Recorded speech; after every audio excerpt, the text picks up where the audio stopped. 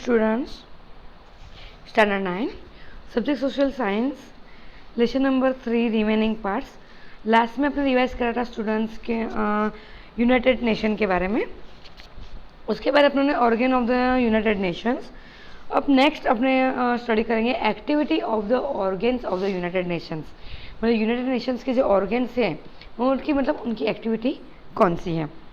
उसमें फर्स्ट हो गया general assembly. General assembly, the biggest organ of the United Nation is the general assembly. United Nation का सबसे biggest जो organs हैं वो कौन सा है, जनरल असेंबली। इसके अंदर क्या क्या इंक्लूड होता है, it is include the representative of the all members Nations. Every nation can send maximum 5 representatives of this. ठीक है, मतलब कि इसमें हर एक नेशन के मेंबर होते हैं और हर एक नेशन के मैक्सिमम 5 मेंबर्स इसमें रिप्रेजेंटेटिव होते हैं। बट ड्यूरिंग द इलेक्शन, लेकिन इलेक्शन के टाइम पे only 1 vote of the each country is counted. लेकिन उसमें एक कंट्री को ओनली कितने, एक ही वोट मिलेंगे। मतलब कि पहले तो कैसे एक कंट्री को 5 रिप्रेजेंटेटिव होते हैं, लेकिन इलेक्शन के टाइम पे एक कंट्री को एक ही वोट जाएंगे। First, it can discuss, advice, suggest and recommended of any matter related to international relations. मतलब इंटरनेशनल रिलेशन में मतलब कोई भी इश्यू है, कोई एडवाइस देना हो, कोई डिस्कस करना हो, तो भी जनरल असेंबली वर्क करती है। Second, it accept the budgets presents by the secretary generals every year and allocate the expense. ठीक है, एवरी ईयर जो मतलब कि बजट होता है वो प्रेजेंट्स करता है। ठीक है, एंड जो एक्सपेंस करना है वो भी मतलब वो क्या कहते हैं, एलोकेट करता है। Third, it attempt the find solution of the economics problem of the nations, human rights, disarmaments and the other international matters. General assembly का तीसरा वर्क क्या है कि इकोनॉमिकल जो प्रॉब्लम है नेशंस में वो, फिर वैसे ह्यूमंस के राइट, डिजायरमेंट्स और अदर इंटरनेशनल मैटर के ऊपर मतलब वो क्या करता है, अपना सॉल्यूशन देता है। Fourth, decision of the taken by the 2/3 majority of the general matters. ठीक है, जनरल मैटर्स में मतलब अपना वो क्या है, डिसीजन देता है, लेकिन उसकी मेजोरिटी कितनी रहती है, 2/3 जितनी। सेकंड हो गया security councils. This is the most important organ of the United Nations. United Nation का सबसे मोस्ट इंपॉर्टेंट ऑर्गन्स हैं। There are 5 parliaments member in this which, America, Britain, France, Russia and China. इसके अंदर 5 parliaments member है, वो कौन कहाँ से हैं, America, Britain, France, Russia and China से। Other 10 country are not parliaments member. जो दूसरी जो है 10 कंट्री वो पार्लियामेंट की मेंबर नहीं है। This council enjoy tremendous power in order to maintain the international peace and security. मतलब ये जो मेंबर को मतलब ये देखना है कि मतलब कि इंटरनेशनल में पीस मतलब शांति और सिक्योरिटी बनी रहे। It solve to problem of the dispute of the nations peacefully through the negotiations and the meditation. मतलब कि ये जो अपने नेशन की जो भी प्रॉब्लम है वो शांति से, मतलब कोई भी शस्त्र लड़ाई झगड़ के बिना शांति से सॉल्व करें। When any one parliament member does not want in the support of the some important international matters, it can take the decision on that। मतलब कभी मतलब पार्लियामेंट के जो मेंबर हैं उसमें से अगर कोई मेंबर अगर मतलब अपना डिसीजन नहीं दे पा रहा है या एडवाइस नहीं दे पा रहे हैं तो उस टाइम पे सिक्योरिटी काउंसिल का जो एडवाइस है वो गिना जाएगा। This power of the 5 parliament member is called the veto and the right to डेनी।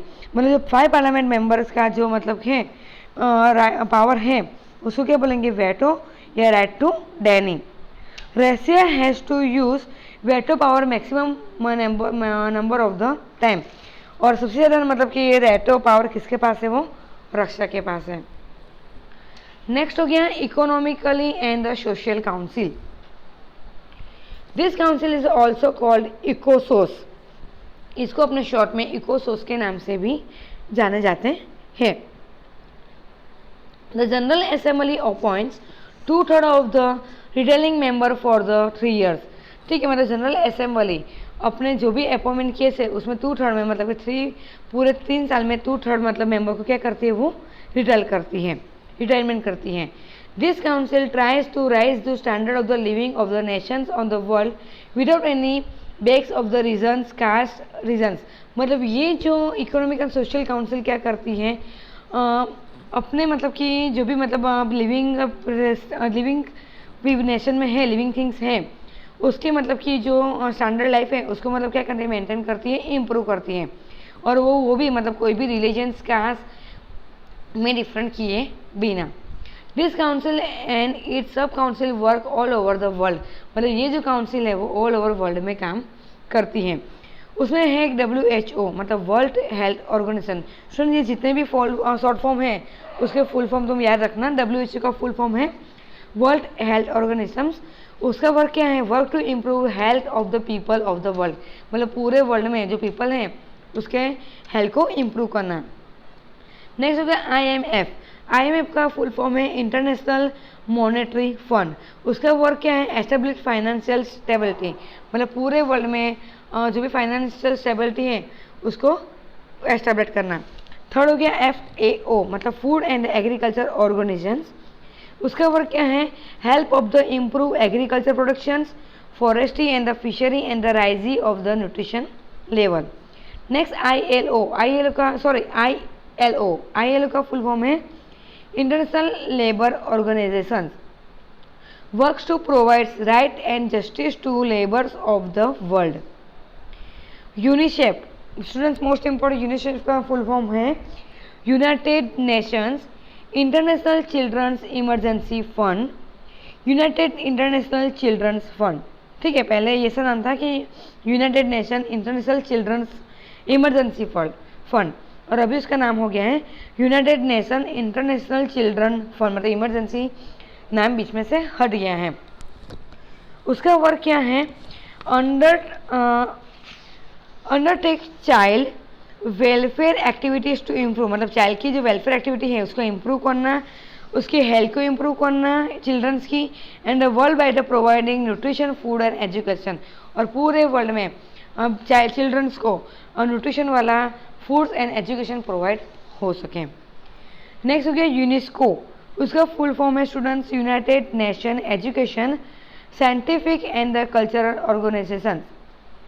उसका वर्क है improve the cooperation between nation by the removing, मतलब कि पूरे देश में पूरे मतलब कोई एक नेशन में कोई ऐसी मतलब प्रॉब्लम है जैसे कि अनपढ़, literacy, rising of the standard living life कम होती जाती हो, ठीक है, एजुकेशन कम होता जा रहा हूँ, फिर जस्टिस में कोई प्रॉब्लम आ रही हो, एजुकेशन मतलब साइंस है, कल्चर, वो सबको क्या करना है, इम्प्रूव करना है, प्रॉब्लम सॉल्व करके उसको इम्प्रूवमेंट करना है। वो वर्क किसका है, यूनेस्को का।